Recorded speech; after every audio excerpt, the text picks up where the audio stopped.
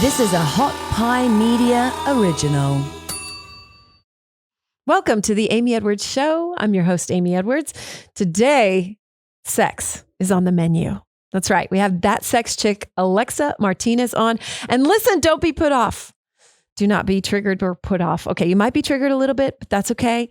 She is compassionate, understanding. It is an accessible conversation that will inspire you. It will make you understand that this is a practice just like everything else. When I say you, I mean me just as well, because I had some work. I have some work to do around this. A lot of work, actually. And so that's what we're going to get into today with Alexa. And I loved every second of this conversation. So I'm so stoked to share it with you today. Remember, we're here to get a little bit uncomfortable, and in doing so, make changes to become our best selves, right? To become our higher selves and to live life so fully and so beautifully. That's what it's all about, making it rock. So let's get to today's episode.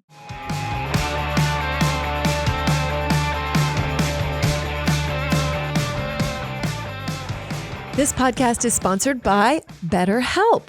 BetterHelp is licensed professional therapy done securely online. And yes, I am doing it. So I am speaking from experience with my own personal reviews. I'm a fan. It is helping me, as I mentioned in this episode today, a breakthrough that I had about my own patterns in relationships.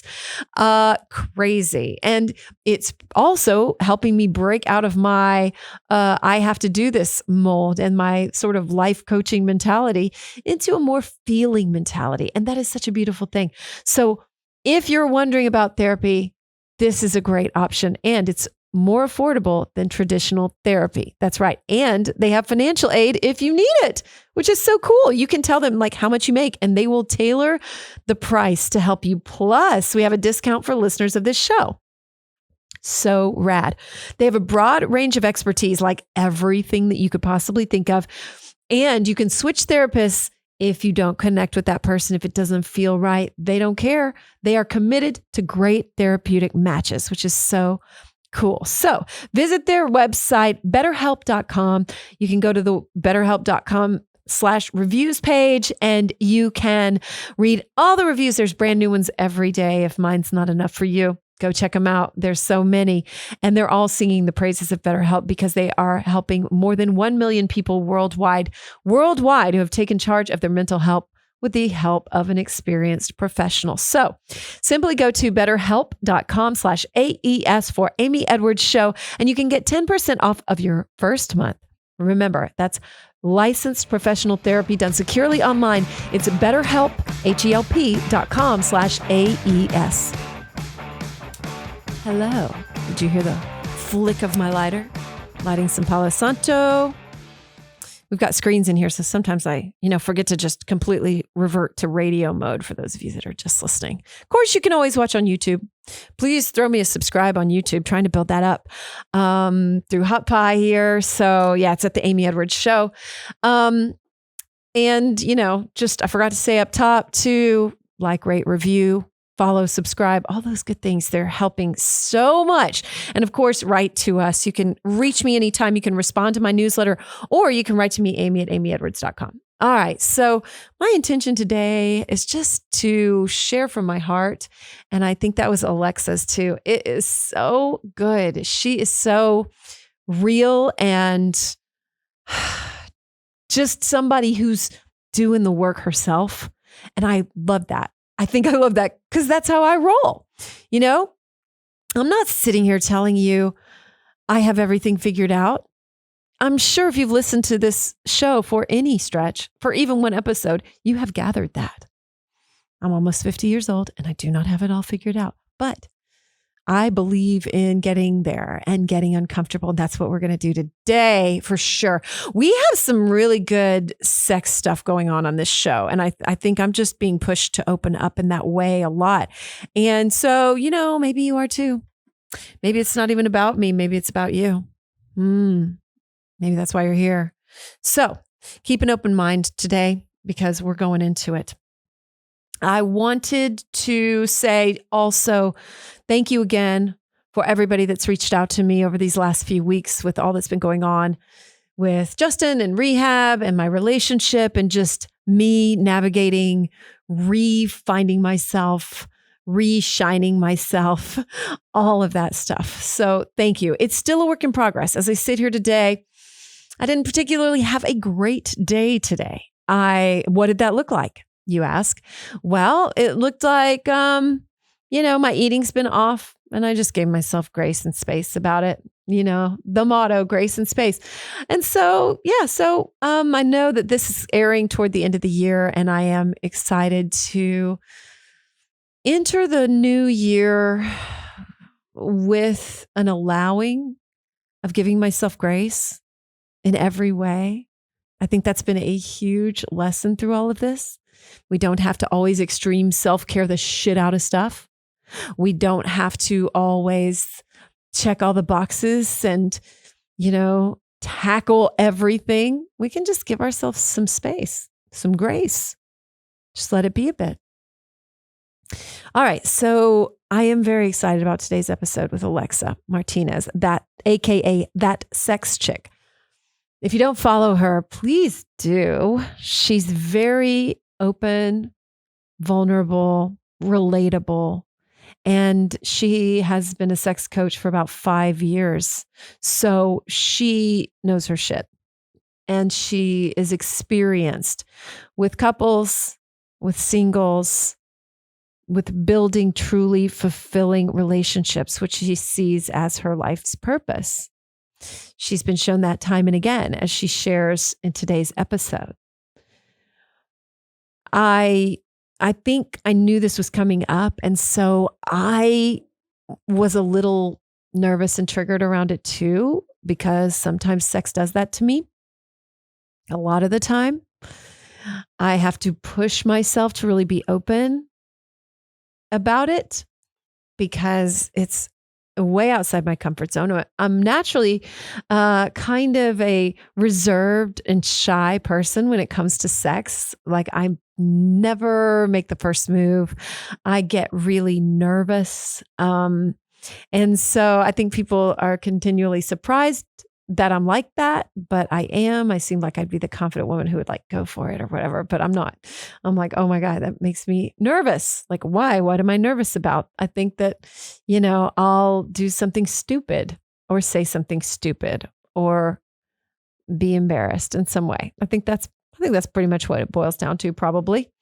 And I think there's a performative aspect of that probably I have work to do around. Not probably, that I do have work to do around. However, that said, in both my marriages, okay, well, full disclosure, I was unfaithful in both my marriages. Not extended unfaithful, but I had moments, right? And I think I think in hindsight, it was related to my own worthiness and needing to feel validated, needing to feel beautiful, needing to feel wanted, and like not being able to fill that hole. Like there was not enough, right? Until I did the work on myself just merely a few years ago. So, or maybe even last year, a year before that. So there's that. I do want to say that just in the interest of being fully honest. But I did ask for like real intimacy and sexual openness in my marriages. And I felt like I just didn't get it. And I think that is detrimental. So if you have a partner who is asking for that, I want to encourage you to get over the shyness and allow it. And this conversation with Alexa will help that today. And if you're the one asking for it, I asked her today what to do if you have an unwilling partner. And she said it takes conversation after conversation. And she elaborates on that. So I encourage you to listen today. It's just disappointing, though, when you look back and you think, why can't I seem to get that? And I think that's because I really, truly desire that. When you see it with other people, that deep intimacy, that honesty, that coming together in spirit, you can envy that, like that's amazing. And yes, it takes work. I get that. So if you don't have it, or maybe you're single, that's okay too. We talked today too about how to cultivate that in yourself and how to get in touch with what you really want. And I believe that once you get in touch with it, it begins to naturally flow to call in what you truly want. So we do talk today, though, about all the options of what you really want. And Alexa offers a free PDF. I think it's a PDF, a free download on her website called Want, Will, Won't. And that means it's a 300 question thing where you can really go deep and have to Google some stuff to see sexually what you truly desire. And sometimes it's just about getting in touch with what we truly desire. And as we start a new year, do you know what you truly desire? I'm having to look at that too. I mean, I know in a general sense, I desire a very honest relationship and really open about all things sexual. Like, even though I have trouble opening that up, I would like a partner to do that with and to have that with, that they bring that to. My first marriage, my husband was raised Catholic. And actually, Alexa talks about going to Catholic school too. And they fucking shame and guilt that shit right out of you. And I don't think he could make the leap. In fact, I know he couldn't. He couldn't make the leap to really be open about that. Even when I asked, I was like, when do you masturbate? We don't use that term anymore as we talk about today, but I asked him that and he got offended and wouldn't answer me and stuff. And I remember at that moment thinking, this is not good, And I mean, I probably should have pursued it and kept the conversation going and really gently, compassionately asked and tried to talk about it. But I didn't. I don't think my communication skills were that good. And also sometimes it gets tiring to be the only one showing up and leading that charge. I understand that. Sometimes we have to be, though, which Alexa talks about today, having a partner that maybe isn't as experienced or, doesn't know what you like and you have to teach them. So how does that hit you? So anyway, cut to my second marriage. He was much more open sexually and I liked that. But as time wore on, he got lazy about it. And you have to work to keep that spark alive or someone is going to feel dead. And I felt dead. I can't speak for him. I don't know how he felt, but, it became years of me feeling like I was wasting away. I felt like I was starving. And I told him that and he got very offended. You just have to approach it with that ability to not take things personally, but to listen. Maybe that's what it boils down to. Not taking it personally.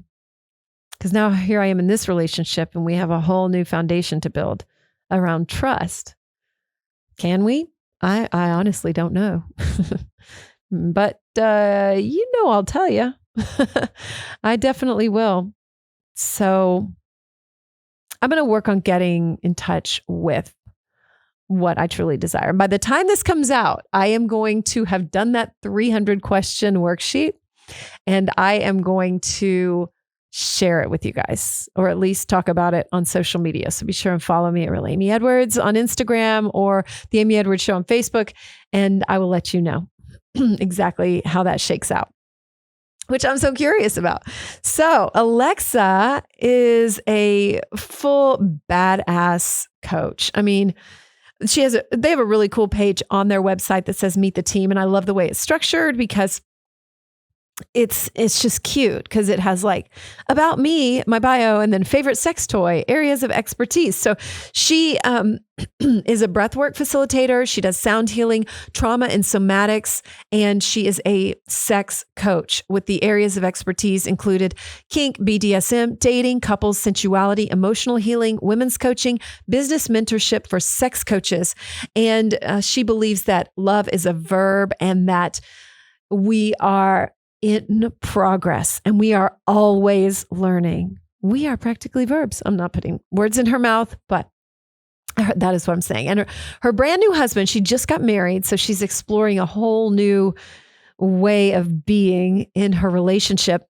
Her husband, Jordan Bowditch, is the CFO and head men's coach also of Sex and Love of That Sex Chicks business and sex coaching. So I encourage you to check them out. Of course, it's thatsexchick.com, and you can find her everywhere under That Sex Chick, which is Instagram, wherever else you want to look her up on Facebook. What am I forgetting? Twitter. Yeah. So anyway, highly, highly recommended to go follow her because you will get triggered. You will find inspiration. It will make you think.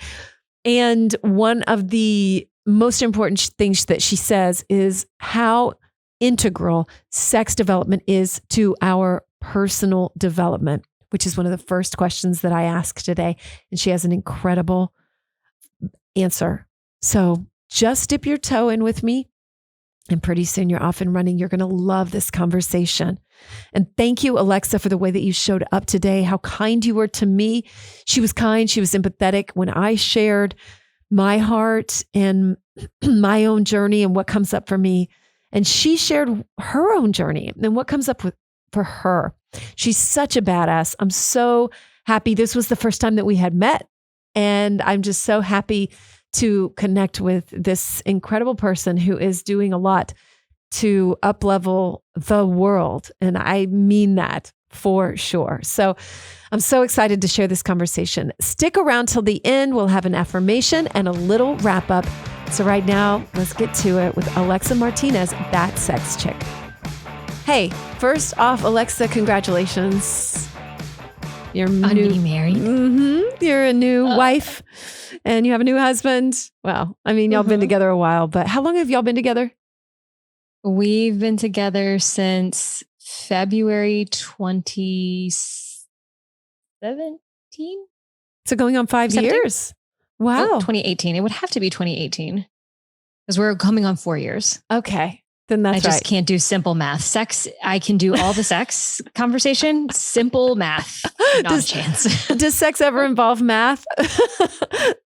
I mean, I'm still trying to figure out when I'm going to use the Pythagorean theorem. You know, there's got to be angles in there, I'm sure, somewhere. Right.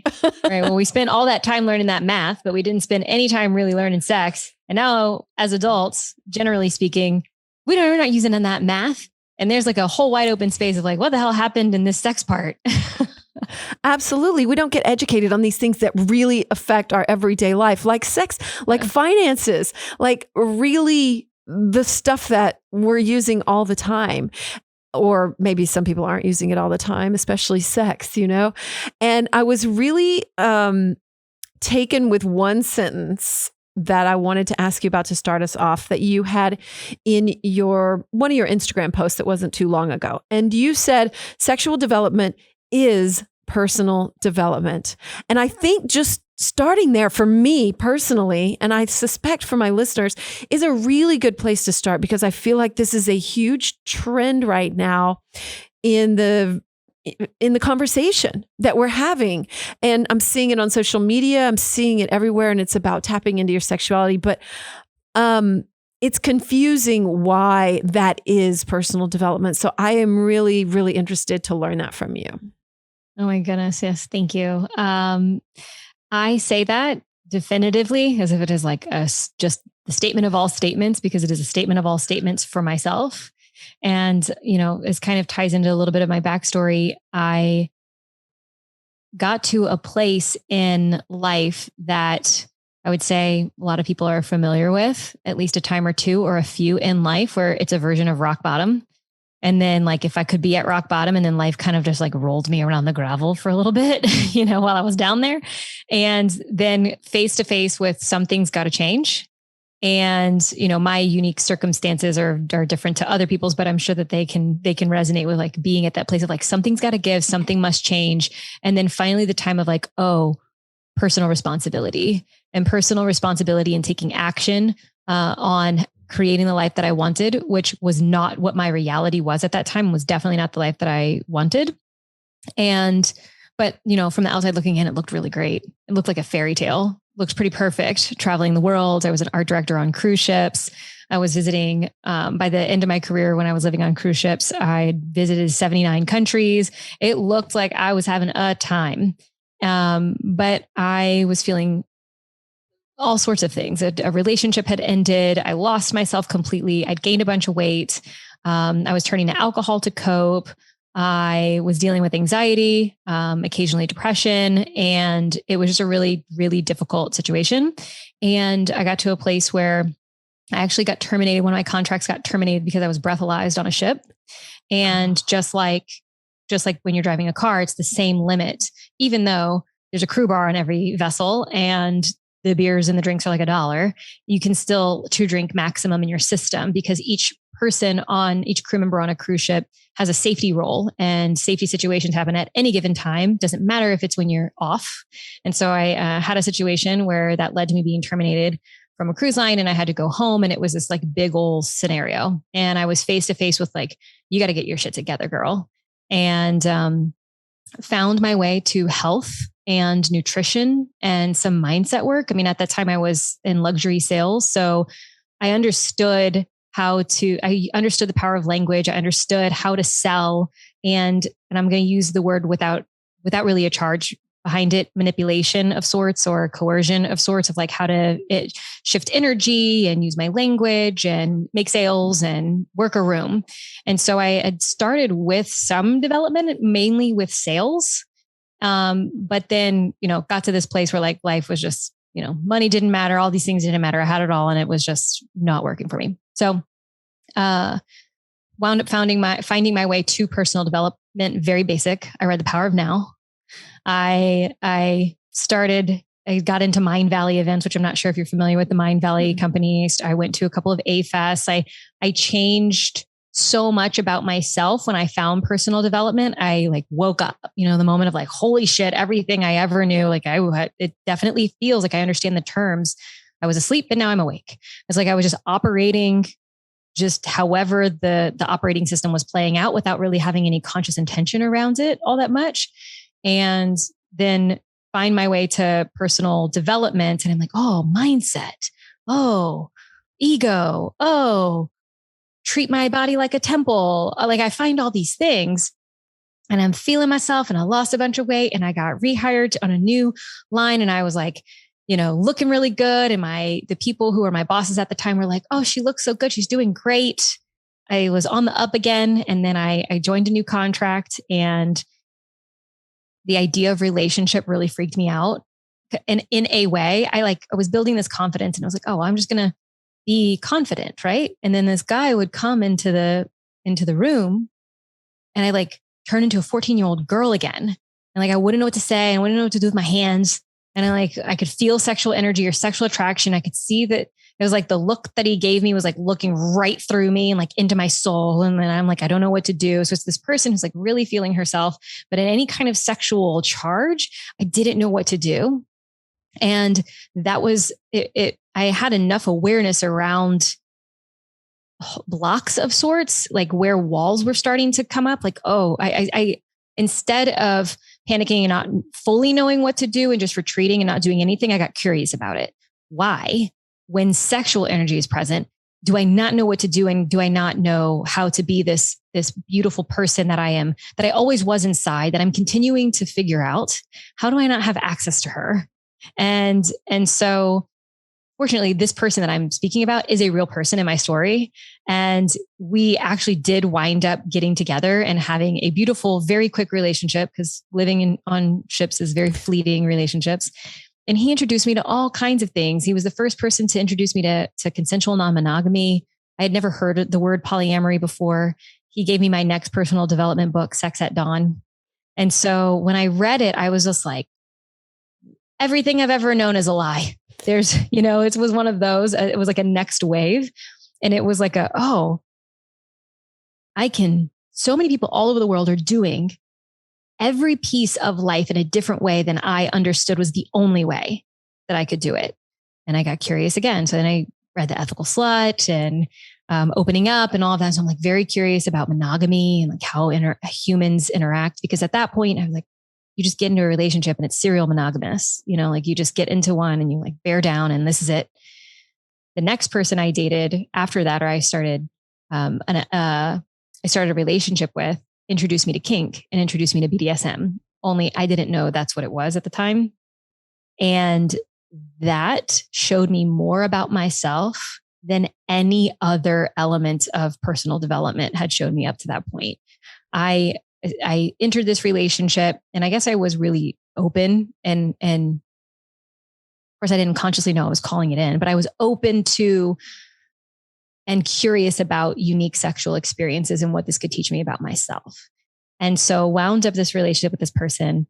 And I mean, this person in this kind of scenario showed me things about my body that there's no other way that I would have figured out. Like things what? About my body, like things what? about my turn on, that I could squirt, that I liked being in some ways spoken to in a version of degradation, that I really enjoyed the heat of humiliation, that I didn't fully understand the sub inside. Like none of that was accessible. I didn't have any language for any of that.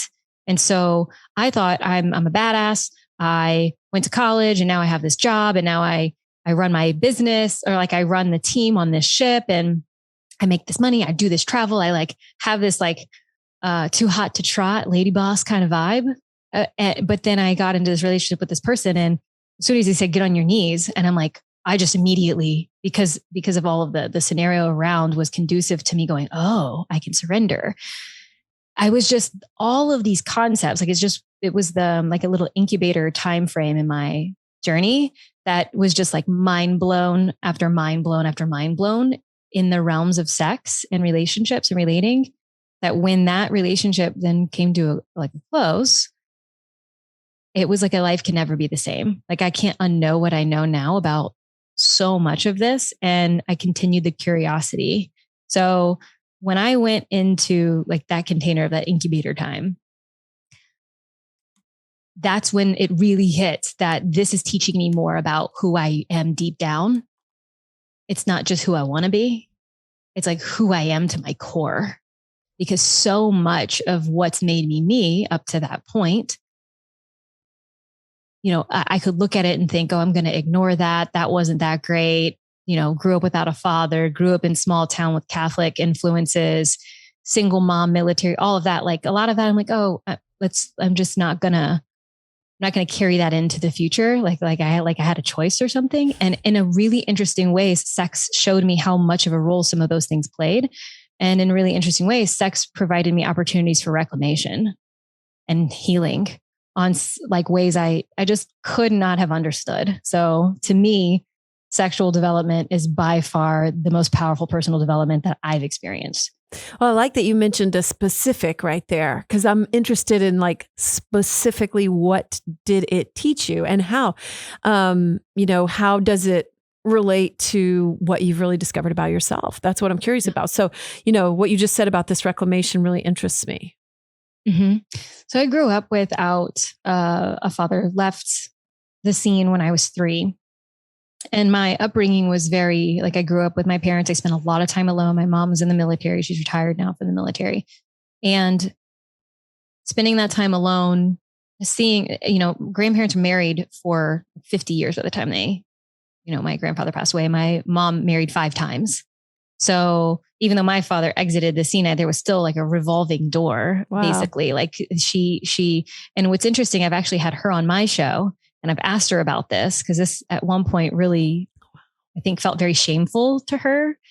But now she found the love of her life at 50 and that's her longest relationship. And she's like, I think 65 now. 66. So, like that's the biggest love of her life. She found at 50, which I have mad respect for, and they're perfect for each other. But like growing up, it was like, Mom, get your shit together. Like, what is happening here? But the way that I considered men was, you leave. So I'm going to leave before you do, because you're not trustworthy. I can't trust you. You're not loyal. You're not going to stay. And so I developed a lot of this like wall. And I also didn't get the daddy experience. Like I didn't get to be a little girl to a dad.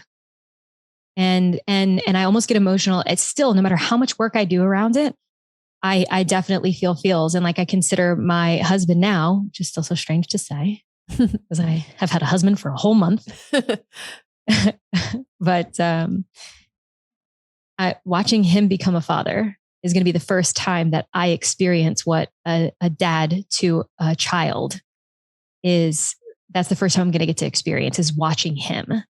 And it definitely gets me like emotional to consider, like I'm in a place where that feels good. But I did have some moments when I was originally coming to terms, like I had to come to terms with that. So now reclamation.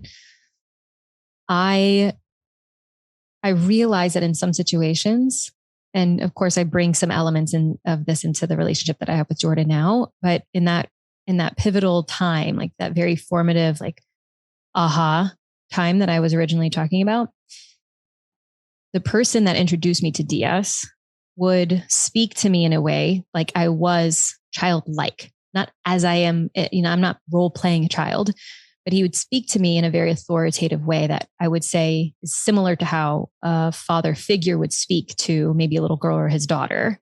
And it was the first time that I had experienced that in that way. And the safety that I felt, the calm, the surrender, that I can trust you, was just inherent. Like it just arrived. It wasn't like I had to work on it or work for it in those instances. He was just a master at creating the experience. And I'm also really fortunate that my entry into like DS, which for those that may not know, that is dominance and submission. I was very lucky that I the naive young woman that I was, met with someone who knew what he was doing, was very well practiced, and was kind and authentic and awesome human. Still have a relationship with him and love him dearly. Like he showed me things like this, like that I'm talking about. I could have never, and he inspired me in a lot of ways to like have the business that I have now. The two people that I referenced in the story. So showed me daddy dom little girl as a concept. First, I was curious about it, and then I went into learning more. So into future partners, I get to express that in my day-to-day, I very much have an alpha type quality to me. And when it comes to sexual scene or not all of my sexual experiences, I like to be treated like, and it's weird to say it even still, like I like to be treated as though I'm a little girl. So like Jordan now might run a bath for me and like put me in there. And maybe I get out and he tells me what to do, go get in the bathtub. And then maybe stand up. He dries me off. He brushes my hair. He chooses the clothes and like is like sweet with me. And because I didn't get that, and that nowhere in that, what I just described was their sex, but it's with my sexual partner. And it's that closeness and that intimacy. So I find a reclamation of sorts. Like I didn't get that as a kid, but I can give it to the little girl that's inside of me now. And, this is like 5 years past. No. This is like 7 or 8 years since. I can't believe it's been that long. I reflect on it and I'm like, wow, how impactful was this? And I tell this person that I had, or these two people that introduced me to all of this, I tell them all the time, like, you have no idea how your role in my life has impacted everything. So that's just a little example. It is a good example because it also, for me, brings up a deeper facet of it, which is trust.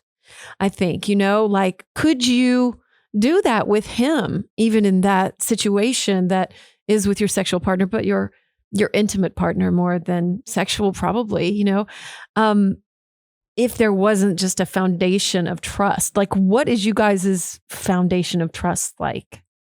Are you talking about Jordan and I? Yeah. Yeah. So it's definitely something that we have nurtured.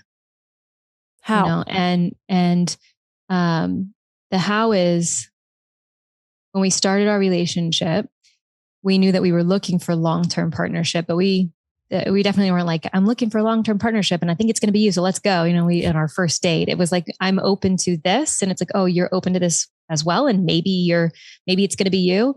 Let's treat it as if it's going to be you and see where we go. And it's worked because we're married now. At first, I had an awareness of like, I'm going to consciously create this union.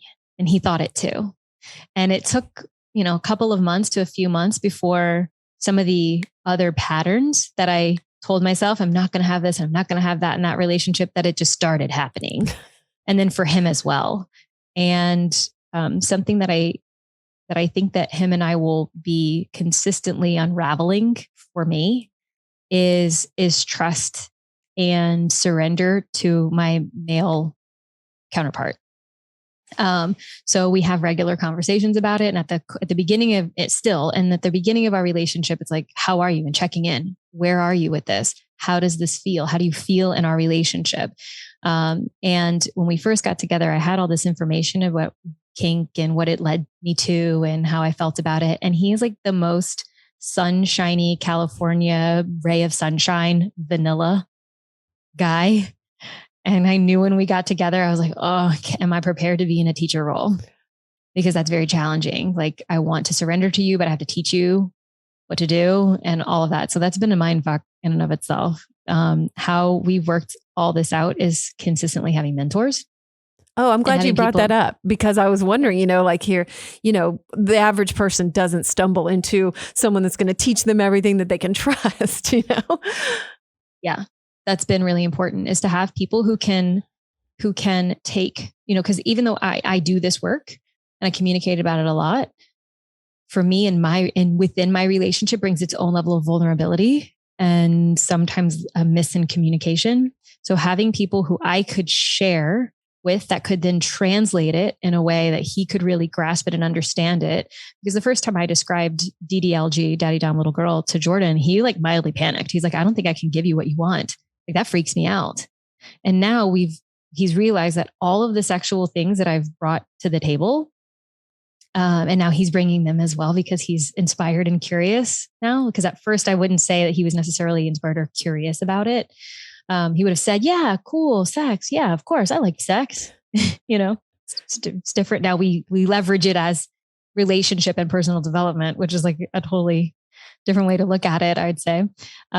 So at first, like I'd bring some of these things up to him and he couldn't really wrap his head around it. So it's taken time and a lot of work and a lot of patience. We do something called a relationship board meeting, and that's our check-ins weekly. That's like taking stock of how did we do last week in relationship? What was our sex like? What was our intimacy like? How connected do we feel on a scale of 1 to 10? Where am I at in my cycle? What's the weather for the week ahead? Like, we literally talk about all this stuff, so we can get on the same page. And a part of those a lot of times are you harboring any resentments? So like we create these opportunities to consistently offload and alchemize or diffuse or whatever, so that we can, move into each week by week. We're not perfect at it. No, like it's crunchy as fuck a lot of times. But I think that because we continue to show up like that, I continue to surrender. But, I have patterns, traumas and triggers and things, and he does as well. And we have a relationship coach, even though we are relationship and sex coaches. So, and we'll just continue to do that. But I think that more or less answers your question. Like, how do we focus and work on trust? It does. And it's actually really comforting to hear that you have coaches, to hear that you have challenged, because I think the outside perspective, even though, you're very candid, with the things that you share, I feel like you are very open and, of course, and vulnerable and candid about that. It's still like, you can look at people like you and think they've got it fucking figured out. And here I am at whatever age, and you're going to feel like you're too old. And I'm almost 50 and I still have a long ways to go. And so, it can be daunting a little like all of it.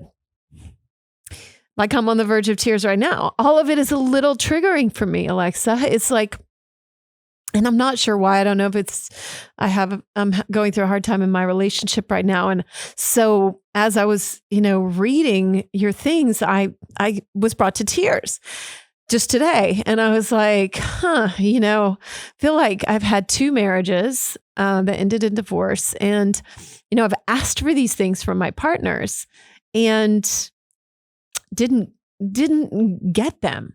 And so, now here I am in another relationship, and I think you can just feel a little like everybody's got it figured out. And it takes conscious effort from both parties. And I think a lot of times people probably look at this and they're tired. They're tired. They're like, I'm the one trying to figure this out. I'm the one, Is there a trick to getting both parties on board? Maybe that's a long-winded way of saying that. No, and I feel you and what you're saying there. I feel you. And really these challenges are across, it doesn't matter the age. Like I remember I was in my first sexless relationship at 21, 22, questioning through and through my worth and my value because my body wasn't being utilized. Granted, the outward message that I was receiving was save your body for marriage. Like as if marriage is going to be all of a sudden you're going to put the ring on and then you're going to know what to do whenever you're naked. But then there I was like, oh, well, I've already done this thing. So I must be like wrong or dirty or tainted or something like that. But now I'm in a relationship and they're not engaging with me at all. And so, and that can really, really affect your self-worth. I mean, at the last few years of my last marriage, my second marriage, there was just, it was effectively sexless. And I just felt like, is this all I'm worth? Like, here, hop on this. And I was just like, nothing in me wants to do that. Like, and so it just affects your self-worth in a really powerful negative way. Yeah, big. And when that's not quite right, like the sense of self and the sex and all of that is off, then the way that it trickles and weaves this web and attaches to all these other areas of life too. Like when I feel a certain way about sex or my partner or like connection, then I realize I'm taking it into team meetings. It's leaking. It's all over the place. You know what I mean? Like that feeling, that offness. And so I think back on other points in time in life when I just didn't have the understanding or the awareness. And I look back and I do my very best to have grace. I'm so grateful that I've landed where I am. Cause like I wouldn't have this life and be on this path and direction, like without those things, of course, like that's how it works. But really to answer your question of like getting the other person on board, it's a series of questions. It's a series of conversations. It's one conversation after the other conversation after the other conversation. And they all might feel like I'd rather swallow glass. Like I'd rather just like put me into the flames, because that's really what it feels like at times, to have the courage to say, I am not happy or satisfied, or I want different. And to hold it and stand for it can be so challenging. And to think like, if you're almost 50 years old, the patterns and the times where you have not honored like a boundary, or you've repressed something, or you really wanted your expression to look like this, but instead you made it much smaller. So it looked like that because that was easier to digest, that you thought for everybody around you. It's like all these times that's like stored, these habits have been created over almost 50 years. Mm-hmm. So now it's like, we want something different, or you want something different. And it's like, oh, well, let's undo 50 years of patterning. Like it doesn't just go like, let me enroll him in one conversation, because there's both of you have your ways and your sacred mirrors for each other. And I'm sure that you've spoken about that and like been and are familiar with the concept, is like you fit perfectly together to essentially trigger the fuck out of each other, so that one person can see blind spots in the other. And like sometimes couples do that in a really beautiful way. I'm always in awe of them when they do that in a really beautiful way. For Jordan and I, the terms that we use are collapsing and coercing. We get that from our relationship coach too. Her name's Annie Lala, who just moved to Austin as well. One of us at any given time is coercing and the other's collapsing. And usually my energy gets so big, and I won't yell, but my energy, like who I am, is like very outward. whenever I have sensation or when my nervous system is activated, my energy floods out and his collapses in. He just goes, oh, she's too big. I've upset her, maybe because he had a mom that was very not present. So it's like, oh, she might leave. She might go. So let me just be a good little boy. So we get to like be aware that those are our patterns whenever we get into kind of conflict, or even when I want to bring up a subject or a conversation that might lead to some heated stuff. So like even just having the awareness about those of like and grace, like the patterns and the habits that you have. They're 50 years in the making. They really are. And that's been so interesting. You just hit on something that really I've just been learning about. And, I not only was it 50 years in the making, but I had marriage straight into my second marriage. So I essentially hadn't had any other serious relationship for like 25 years. And so I took that time to relearn how to date. I took that time afterward which I did. It took a lot of work, but for me to view it as fun and really like honor myself. And I really came around. And then the pandemic hit. And so I was like, okay, what if this is it? What if I just have me forever? I better be fucking happy with myself. So I started on my own sexual journey and did a lot. And I've been really open on this show and other shows about that, which I think I'm going to be on your show sometime, which I would love to talk about. And I really just delved into that, like feeling the sensations in my own body, not looking at porn, not, fantasizing, but really tapping into how I feel and getting in touch with what I like and all those things, right? And really loving myself. And so I did that. And it was great. And I just felt better than ever. And I lost weight. I looked great. I felt good. And then I started to see the people I was dating, and they just, because I started dating again as the pandemic kind of lightened up, and I just naturally became uninterested. And I was like, how about that? And so then I met my partner now, Justin. I met him then into that. And so we jumped in pretty quickly to a relationship. And he's divorced. He had really negative patterns with his ex-wife. And it just didn't occur to me that, I had built new things by myself, but I hadn't been in a relationship. And so just in therapy recently, I realized that I'm operating from an old pattern system. And I'm like, oh, well, no wonder there's fucking issues, because I have unconsciously fallen into these old patterns. And that's such an interesting thing to explore. And I'm just so glad you brought it up, because even sexually, we can have these old patterns that we're just going to they're comforting. They're like an old shoe. Yeah, an old shoe. The sole is completely ripped out, and it's actually an old shoe that's like so big, it's doing weird things, it's rubbing blisters in weird places, but like it's familiar. It's familiar. So we put it back on, and it's getting out of that. And I think maybe, if somebody's listening to this and like has a partner, you're going to have that old shoe just in your relationship, no matter what. And so can you throw it away, or when it comes back, put it on for a minute and then be like, wait, I'm in my old shoe. It's like it's just that awareness. And I like that you'd called it a process of conversations. Everything's a fucking practice. I don't know why I think I'm going to flip a switch and have, the magic sexual answers. Mm-hmm. Or like you just trade the partner out for somebody new. This one might be better. But like all the patterns and the things that led to the previous situation and that relationship, like you're going to continue playing those things out, which you're going to call out similar-ish on some level in some ways. It's going to just essentially recreate a scenario, or you're going to hard pendulum swing in the other direction. And that's not great either. So either way, you're going to have to do the self-work in order to get to what you ultimately want. And in the midst of that, also tell yourself you're worth having what you want, which can be such a mind fuck. Like, I'm worth it and I claim it, or I even know.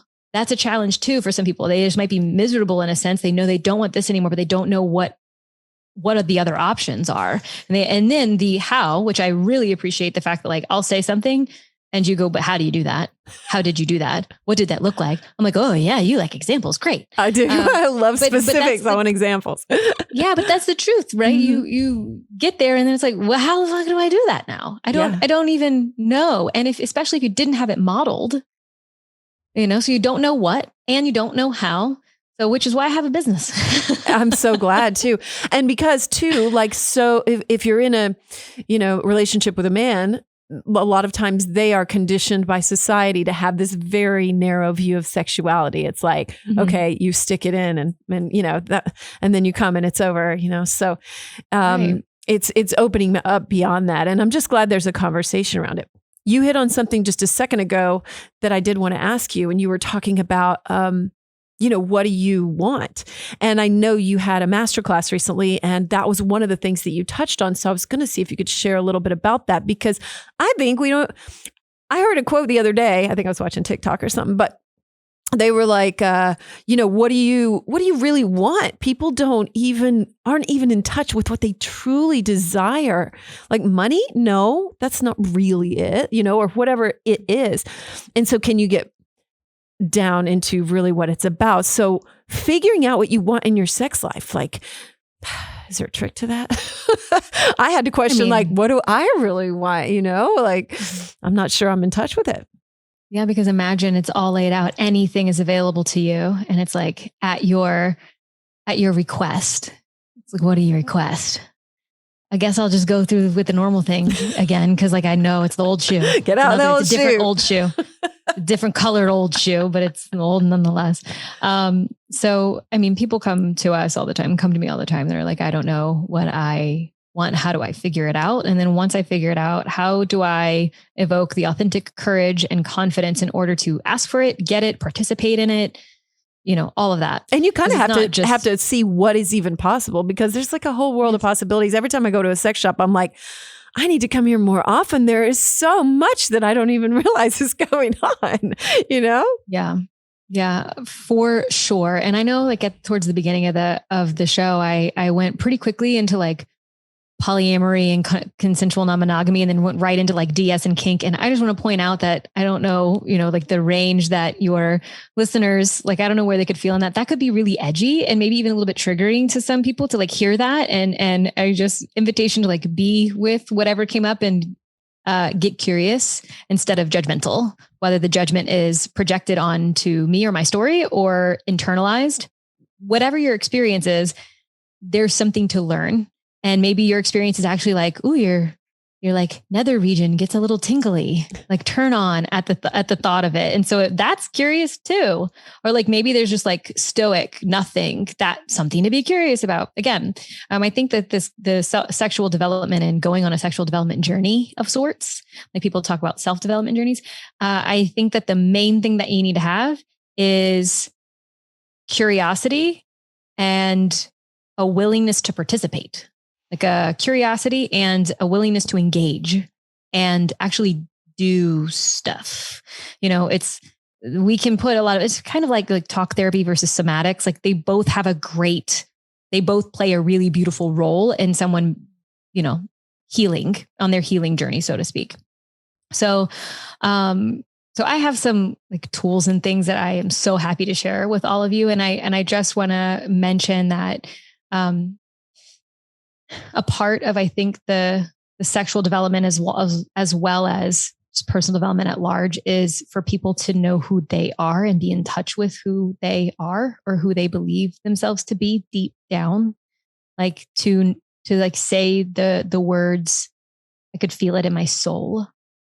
If you're listening to this and you never really experienced I felt this to my core or to my soul, or use language of language that really represents that deep down who you are. Yes, you might fail at things or falter at things, or there might be some flexibility in how you experience the world, but deep down a knowing. And I think that in leaning into sexuality, that can definitely help people to get closer to knowing deeply who they are. And it's not just whether they like it a little to the left or a little to the right. And that might seem like a kind of out there concept, but sit with it. I don't know if I've ever articulated it that way before.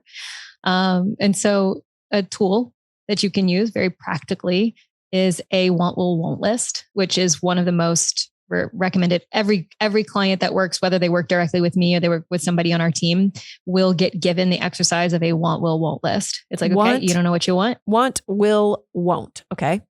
Yes. It's like, you want something else? Let's find out what it is. So you sit with yourself with a list of over 300 questions, and it's, do you want it? Is it an absolute, you consider it? And let's just say it's context specific. The context in this scenario is perfect, perfectly created. Do you want this thing? Right? Do you want it? The will category is for, if your partner wants it, will you do it? Not necessarily is it like a maybe I could want it or maybe I couldn't. It's a, will you do it? And it's kind of in that maybe category, but with a little bit more clarity. Will you do it for a partner if your partner really wants it? And then the won't category is, I consider it and my body shuts down. Maybe you come up against, like, you consider it and fight, flight, freeze, fawn, something. One of those starts to show up in your system. Maybe there's a dissociate. Maybe it's this judgment, shame, a hard no, something like that.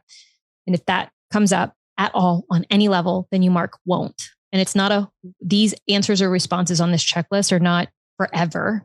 You could do the want, will, won't list the following month, and half the won'ts could be in the wants.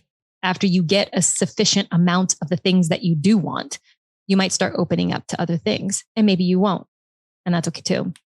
So going through this list, I have so many people go through the list, and then we crack it open. We have this, bigger conversation about it.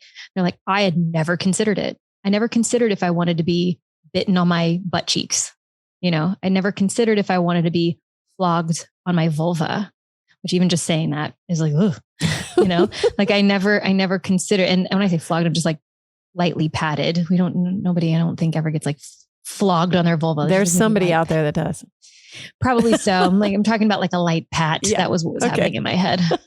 I've never considered being scratched down my back or tickled on my something, and that's all on the list. And the list goes from pretty PG, kissed, like, do you want to be kissed in all these different body part areas, licked, bitten, scratched, and then it just gets hotter and hotter, or the heat gets cranked up, I should say, as the list goes on. And then eventually you start getting into some DS dynamics, or you go into like toys inserted. And then there's a section of what kind of toy, and then inserted where, and then lube.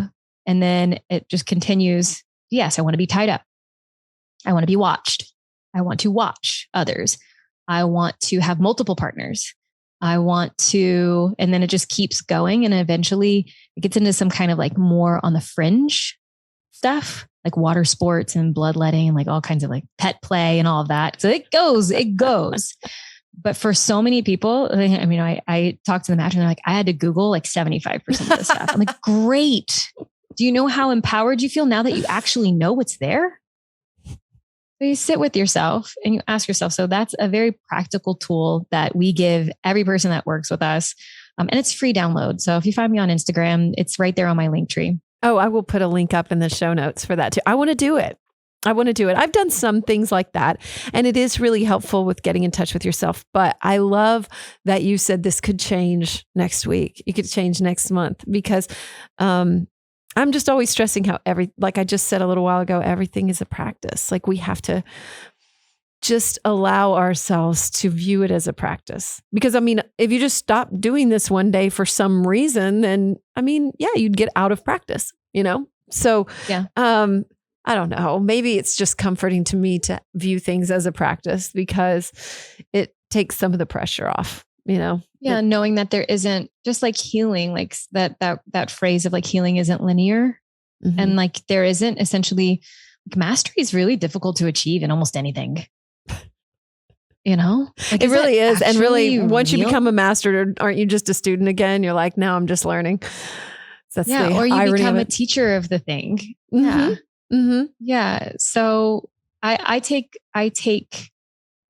rest or solace in that idea as well. And I do believe all of this is a practice for sure. Self-pleasure as a practice, as a sacred ritual. And even in my relationship, whenever we go into certain sexual situations, sometimes to get to like the sacred, deep, beautiful, tantric, like otherworldly kind of sex, we have to have crunchy as fuck maintenance sex the day before, where it's like we haven't connected in like 4 or 5 days and we're both feeling it and we're both irritable and feeling like too much or not enough, because those usually show up together. And then it's like, you know what?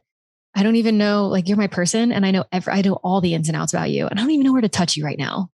You know, like we go through that crunchy stuff and it's like, okay, well, how about we just like do the maintenance sex? Like this is not going to blow either of our minds. We will probably orgasm, but it won't be like, it's certainly not going to be like the best orgasm we've ever experienced. It's probably going to be like pretty surface level. And then on the other side of it, we can have a deeper conversation about what we really want.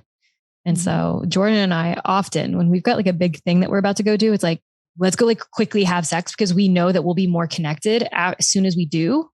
And yeah, and I was about to say like, maybe sometimes it doesn't actually include the sex, but I'll be real. We do. And it might be like a 5 to 7 minute kind of thing, which is not necessarily ideal for body parts. You can have sex in 5 to 7 minutes, but really beautiful, elongated, deep practice, like kind of sex is going to be on the short end, 30-ish minutes. That's how long it takes for both body parts. Just because a dick is hard doesn't mean it's fully ready for that kind of sex. And so for all of the body parts to fully engorge with blood, on average, it's going to take roughly 20 minutes. So, and for some people, I think the actual window is 18 to 40. Wow. For a clitoris. A clitoris is really large, and you know, the anatomy and the structure of it, which is, you know, it's, I would say just about as large, like in surface area as some penises. So, and it is made of the same tissue. So like for us, like we might do like a quickie maintenance. Some people say fast food. Lots of people have different language for it. And sometimes that is a requirement in order for us to get to a place where we can have deeper conversation, where we're actually feeling with each other. I've just synced with you. I've just shared my body with you. You're my person. Now we have a conversation. Or like that's required in order for us to have the ritual or the tantric, whatever that's scheduled later in the week. Like we got to just like do the crank one out kind of thing first. So, well, so you mentioned, you know, the ritual of a self practice or pleasure practice. So what does that look like for you? And like, is it a daily regular thing for you? When do you do that? And what's it like? So I'm getting, that's an unfolding thing for me. I mean, we use that and we talk about that a lot with clients.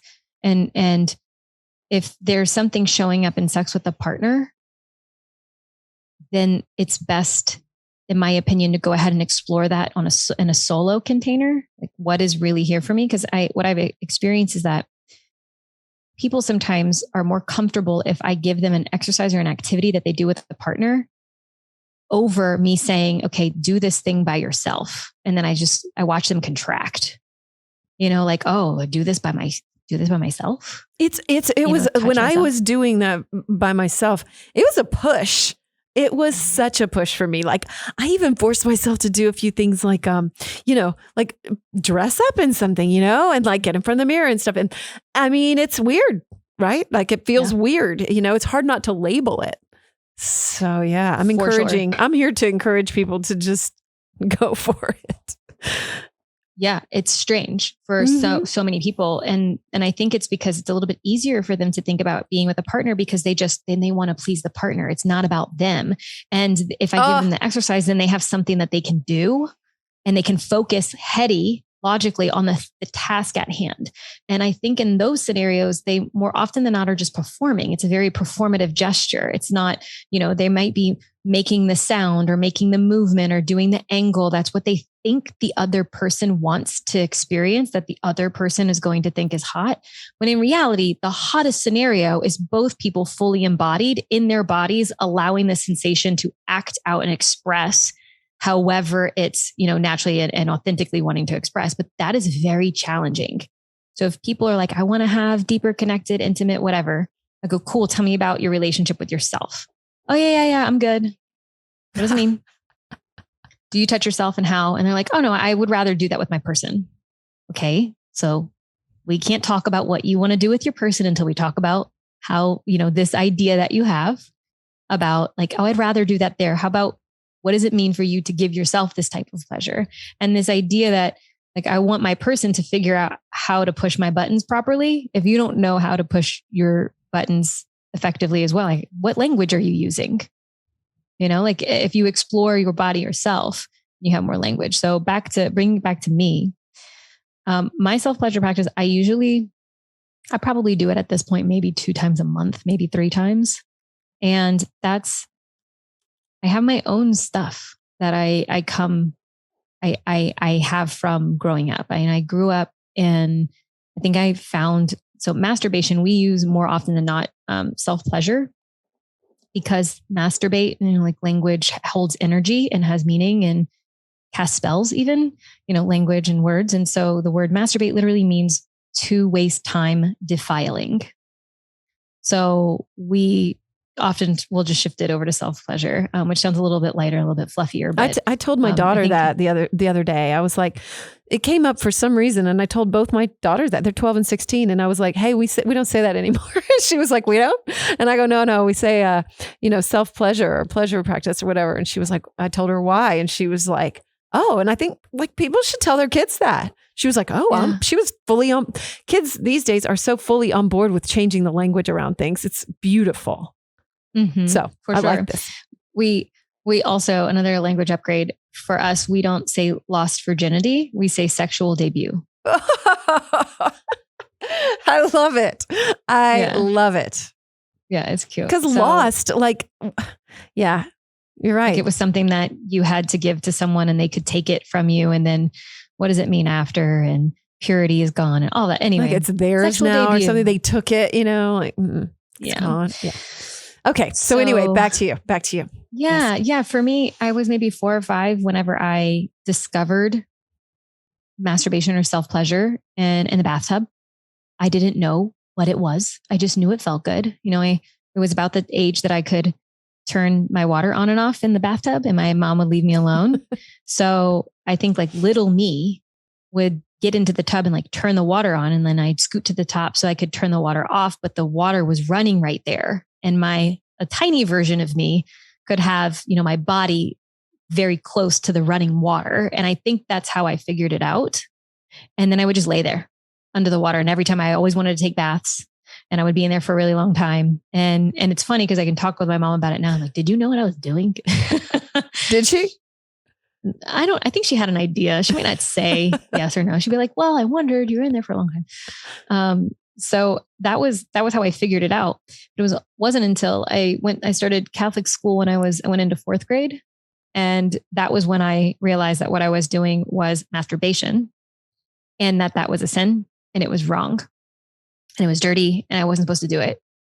But from 4 or 5 years old, all the way until, I was maybe 8 or 9, when the language around it started shifting, I had like reverse guilt. I just thought, oh my gosh, from as long as I can remember, I've been doing this bad thing.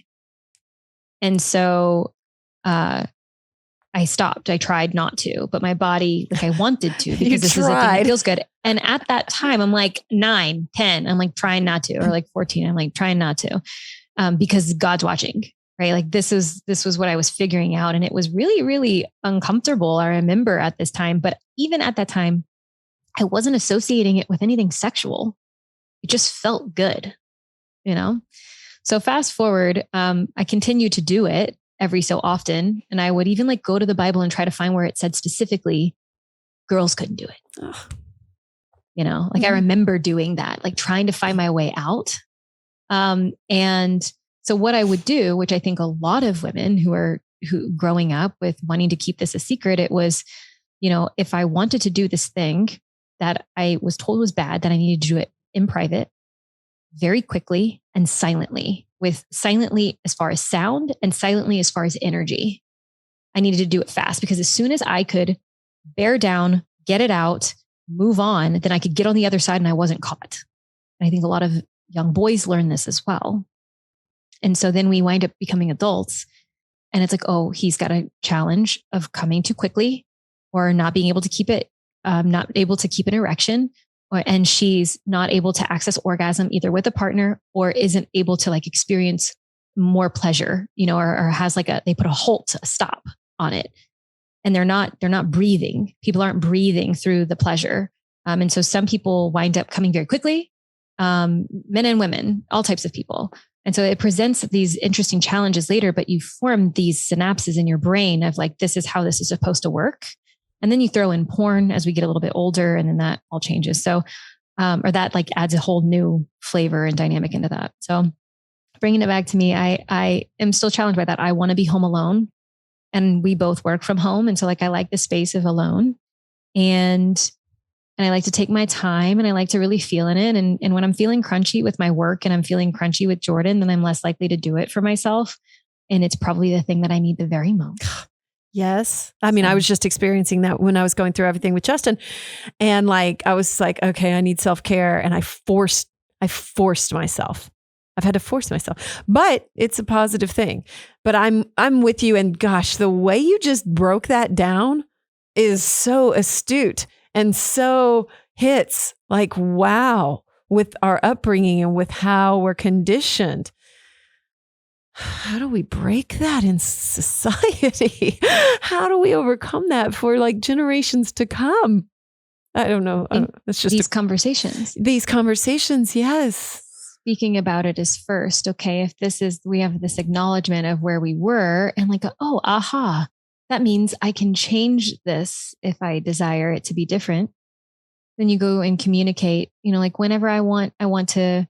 I have a business coach to help me get places. Like they have a business that I aspire to have. And so I'm going to go ahead and have communication, invest so that I can learn how to do these things in my own way, in my own business.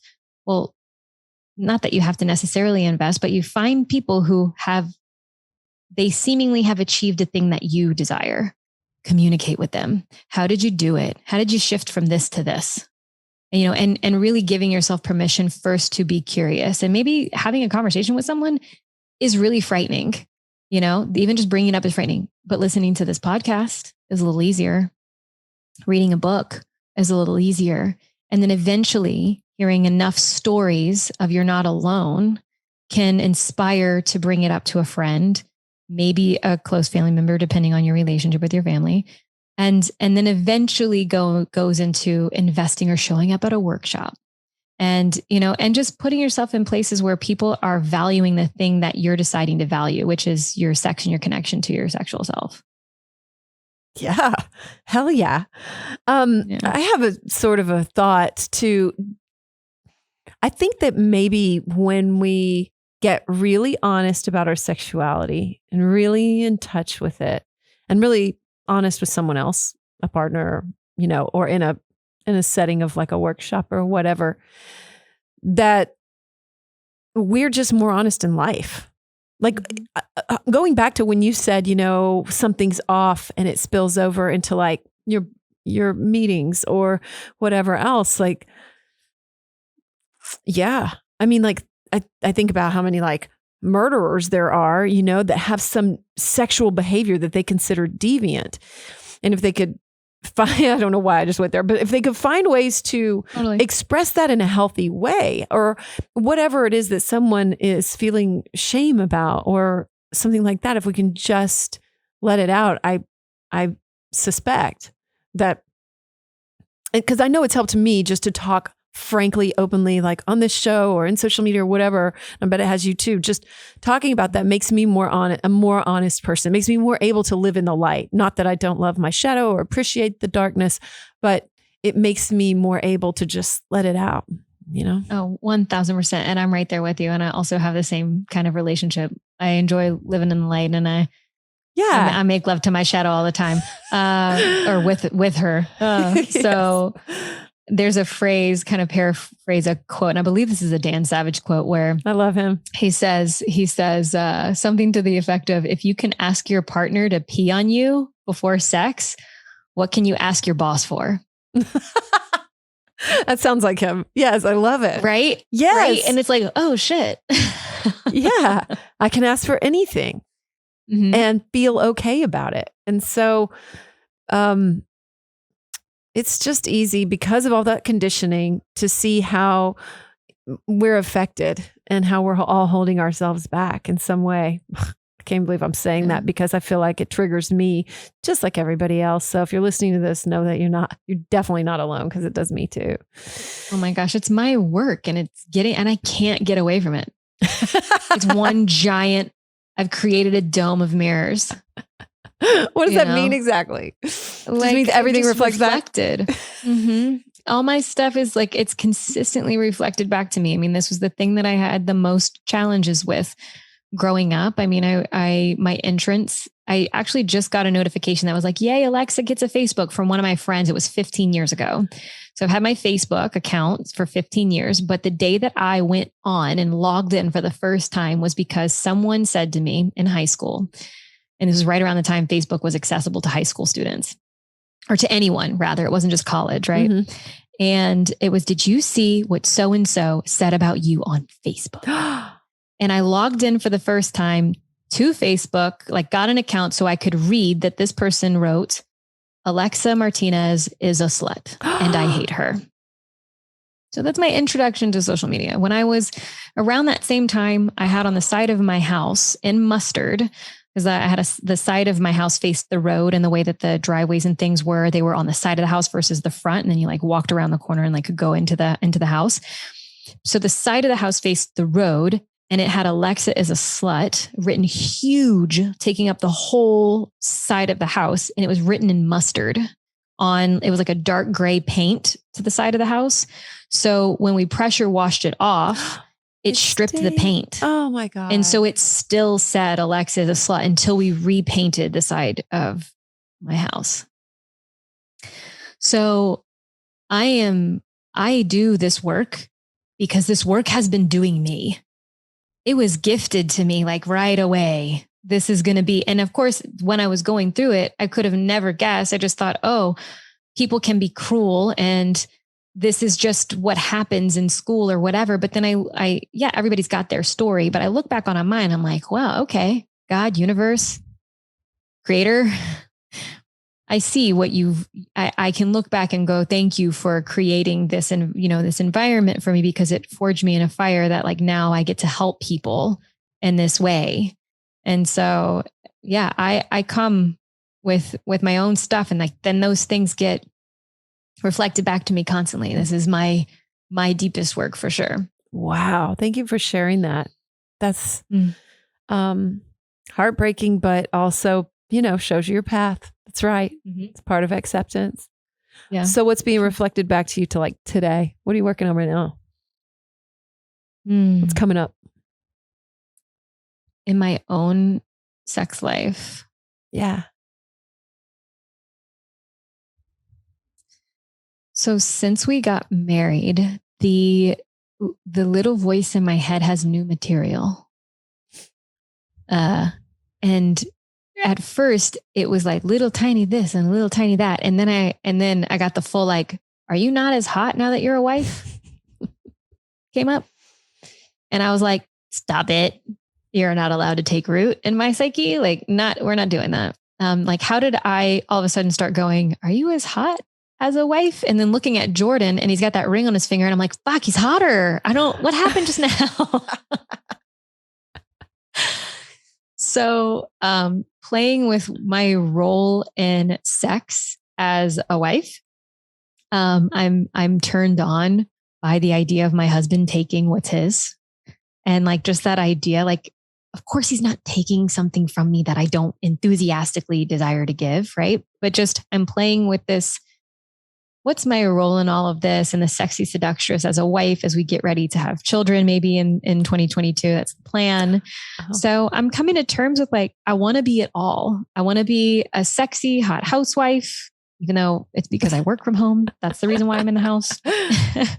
And like the company that we both work for is mine. It's ours now, but like I started it. So, I definitely feel all those feels of like, I'm the boss, so to speak.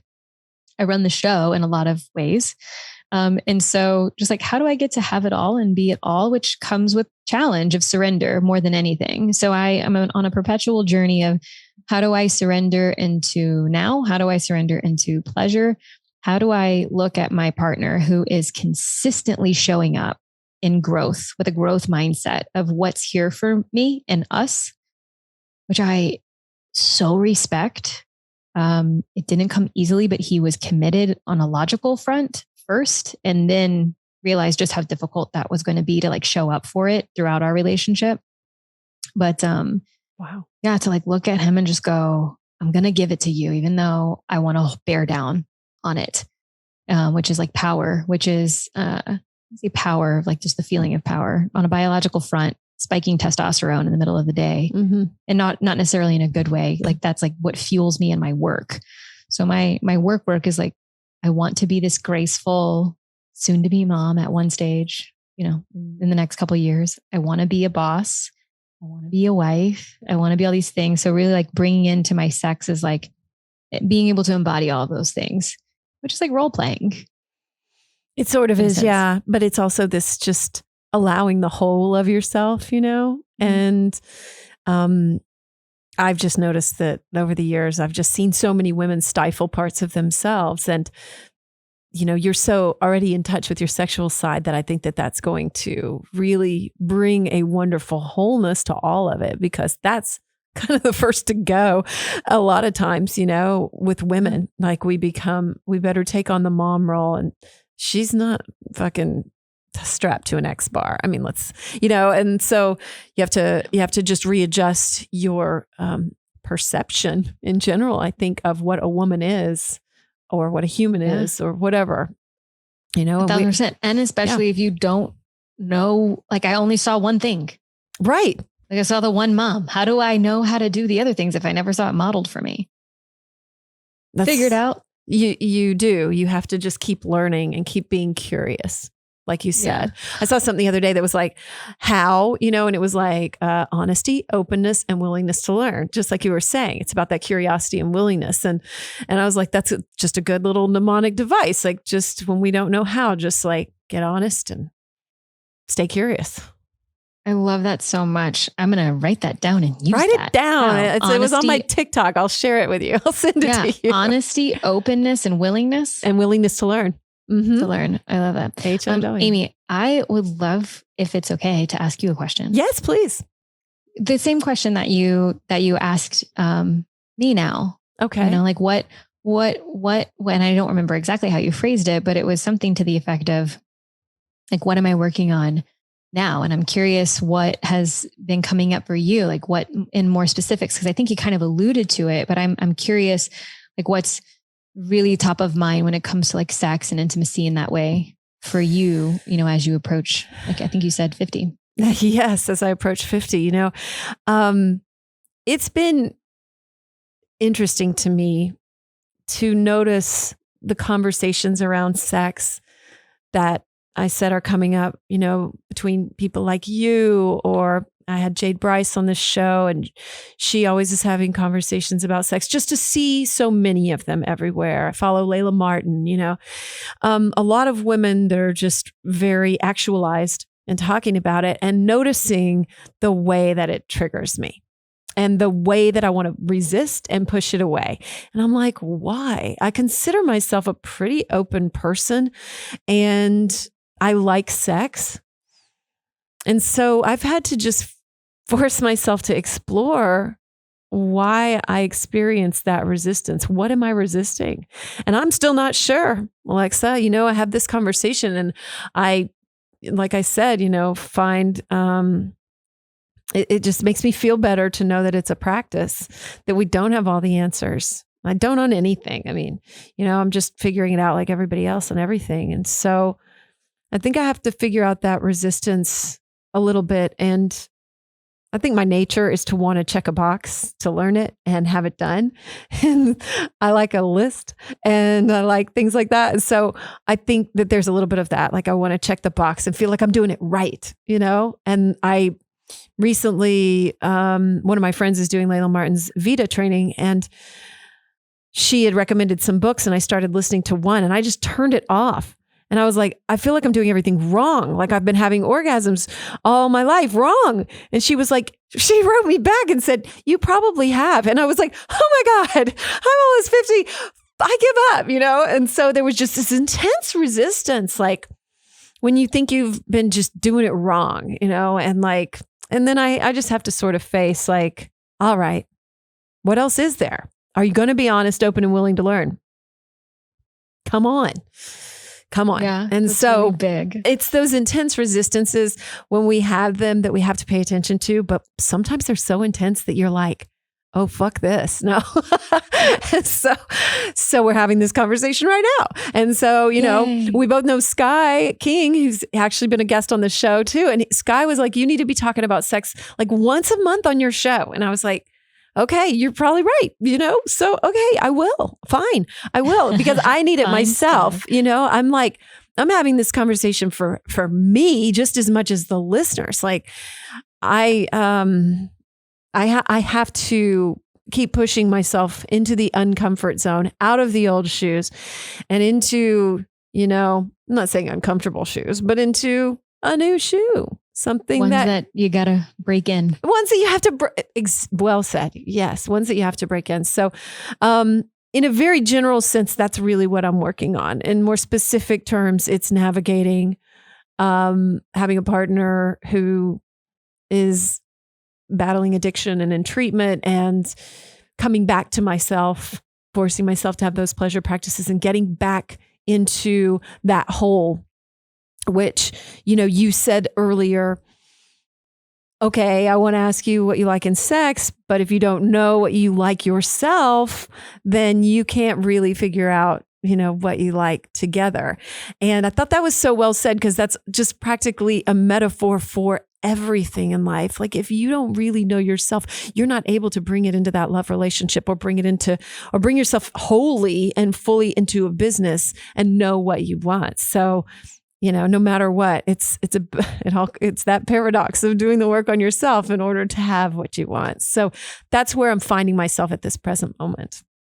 Yeah, and that's big. And I imagine that there's so many people who listen to your show that are like, yes, that's also me. I hope so. That's why I bear it all, because I want people to know that they are not alone. And I think you do a really beautiful job of that. And just this conversation really showed me that too, that you're willing to say, I'm learning too. Look what I'm learning right now. And we're all on a journey.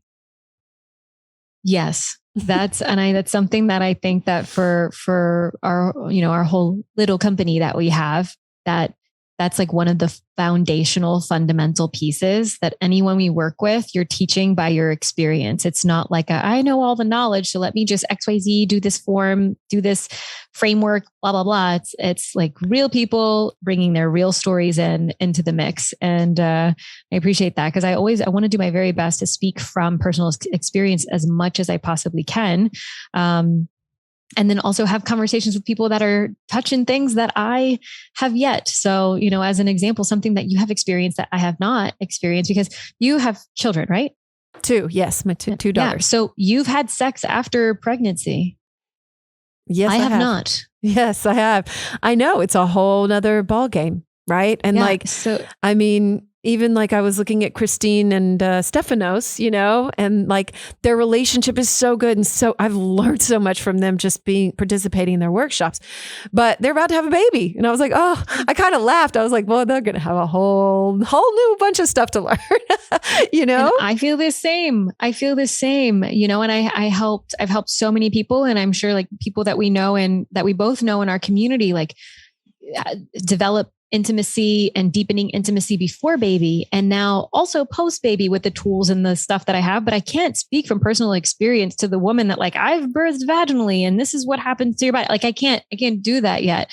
So I'm like a fish out of water in certain aspects of sex that like you've already experieed. Like the human body's amazing. I know that much. The human body is truly amazing. Like my last birth, I had a 9.5 pound baby vaginally and I didn't even tear. My doctor was like a magician. There was no tearing and everything goes back. It's truly amazing. I mean, like I have no idea how we got this design down there, but it's amazing. So yes. Well, I point all of this out because there's that idea that like someone has something figured out, but they have, you have something that they haven't figured out either. And so this is like trading codes. You just like swap info, like I got you, you got me. We're all going to help each other. You know what I mean? And of course we have a company that you can come learn from us in a formal capacity, but just like in life in general, and like PSA, like if you have some knowledge and some information that could just really help some people that you figured out that is comfortable for you, like swap it, share it. I mean, especially in the realms of sex and body and womanhood and all of that, if that's who you are, that is listening, but then also for the men too. And of the folks in between that consider themselves that are non-binary, like you find your people and you find people who are maybe a little bit before you or a little bit after you. You find mentors, you find peers, you find elements where you can be the teacher, and you just start sharing the stuff. And then I think eventually you start to come home to like, what's your actual truth in the midst of it?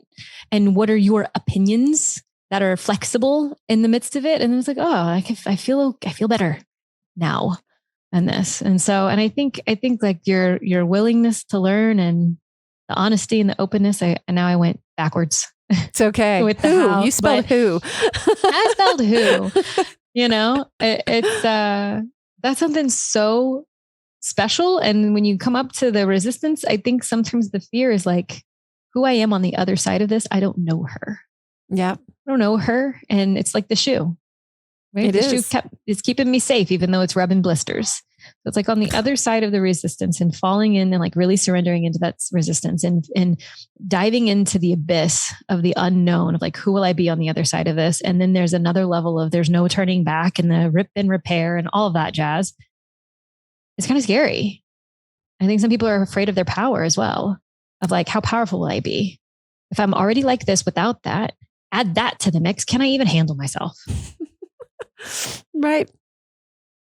Yeah, it's bananas. And I have like so much respect for the work that you're doing on yourself. And Thank you. The conversations that you're bringing to the people in the world.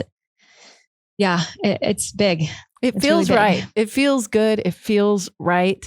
So I just keep going forward, keep on taking the next step and keep on showing up. And I'm just going to keep pushing myself out of my comfort zone because girl, same. Yeah, you are. Well, before we go today, this has been so beautiful, by the way. I've just enjoyed it so much. I just love you. And I was just wondering if there's anything on your heart or that you would like to share or reiterate even before we go. Thank you for asking. And I've so thoroughly enjoyed this as well, and love to you too. And I can't wait till we squeeze. Me too. That we both know that we're in Austin. So matter of time. Mm-hmm. Something that a message that I like to leave people with, and it can feel a little bit like tough love or a little bit on the harsher side, but at the same time, I think that I deliver it in a way that I think people can feel my empathy and my compassion and all of that. And so I just want to say that if you, even in this moment, as you're listening to this, you want to close your eyes and put a hand on your heart, both hands on your heart, hand on your lower part of your body. Doesn't matter if you're what type of person that you are. So just like a heart on the womb space or the heart on the sacral chakra and your heart. And just ask yourself in this conversation, when it comes to sex, when it comes to sexuality, sexual development, what's here for me? Ask yourself, what's here for me? And then whatever comes up, the tough love part is now take responsibility for it. So if you are desiring more in some capacity, more connection, more intimacy, more orgasms, more diversity, more sex at all, just to want sex at all, whatever it is that you want, take a moment to scratch the surface of the want. What's here for me? And then you get to go into action. And the action could be baby steps. Take them. Even if they're baby steps and they feel like they might not get you anywhere, they're necessary on the path. So the first step that you take and the 150th and the 1000th step, they're the same size step, but they're all required on the journey. So if it's listen to more podcasts on the subject, if it's read the book on the subject, if it's go up to the comfort zone and then maybe back off and then go back up to the comfort zone, then back off and then go right past, just like up to the edge and then stay there for a minute and continue to show up for what you ultimately want and what you ultimately desire. And so that's my big message is take responsibility for the life, the sex, the love, the intimacy that you want because you deserve it. You deserve it, and it is available to you. No matter what your upbringing was or the patterns that you have or whatever it is, you deserve it, and it is your birthright. And the only thing that is in the way of you receiving all of it and experiencing all of it is you. So take a step. That's my piece. That was so good. What a good ending. Wow. And yes, you did approach it all with compassion and empathy and all those good things. And I think it shined through. I know it did. And what a good ending. Yes, we are responsible for it and we are capable of it. So what a message. Alexa, so beautiful. Thank you so much. I want to encourage everyone to find you, connect with you, hire you, attend your classes, whatever they need to do, or just listen to your podcast, of course, because you do have a podcast as well. And so they can find you at thatsexchick.com or thatsexchick basically wherever, right? Like on any platform. Yes. I like that branding. What inspired that? Where'd you get that? I mean, I've been a sex coach and a sexual health educator and in relationships and all. I've been doing this work for about 5 years. And so I just picked up on the fact that people would introduce me as this. Or like, do you know Alexa? She's that sex chick. She's on Instagram. She's that sex chick on Instagram. Or like, you can, I would hear that phrase a lot. And so I went through a branding exercise and with one of my friends who's a branding expert. And she just kept saying like, we were in this part of the workshop where it was like, what are you known as? What do people know you as? And I had all these words that people were using to describe me and none of them fit. Like they were all a little bit too fluffy. And she came to me and she's like, well, really, what do people know you as? Like, what is the thing that you do? I literally am known as that sex chick to so many people. And she was like, that's it. It's so good. It is. I didn't know it would stick the way that it has stuck. But I'm into it. And it's organic. And sometimes that's just the most beautiful thing when it just happens organically like that. So, well, thank you so much, Alexa. I'm so grateful. And I encourage everyone to follow you. It'll be in the show notes and of course, everywhere else. So, I love you. Thank you so much. And all the work you're doing, you are doing the world an excellent service and ourselves. Right back at you, lady. Love you too. Thank you. Huge thanks to Alexa Martinez, that sex chick, for being here today and that incredible conversation. I loved it. I can't wait to just think on it and process it. And I hope you feel the same way. Join me in just taking a deep breath. I loved her ending, just connecting with ourselves and what's in our soul. And it's just the act of doing the next thing. And that's our affirmation today. I can take one step. I can do the next thing. I can take the next step. I can take one step. Just like she said, just remind yourself of that. When you feel like you can't, you can take one tiny step. I can take one step. I love that. I am excited to start the year coming up with a solo episode. I feel like I have so much to share as we have finished a whole year here, and that'll be the episode number 52. So I'm so excited about that. And I just want to say a huge thank you to you for being here. And this show is growing, and my heart just feels like exploding when I think about that. And so much gratitude to you. If you haven't left a rating or review, I ask that you please do as a New Year's gift to me. I love me some New Year's, and it would just be an honor. Totally. So if you can, hit 5 stars or leave a review wherever you listen. Super grateful. And if you need to reach out to me anytime, remember, just reply to the newsletter, which is, you can sign up for it at amyedwards.com, or you could just email me, amy@amyedwards.com, or try me on Facebook, or Instagram Messenger, but it's really easier via email as far as the show goes. So I'm going to see it and be able to share it on the show, especially if you have a question. I would love to know your questions.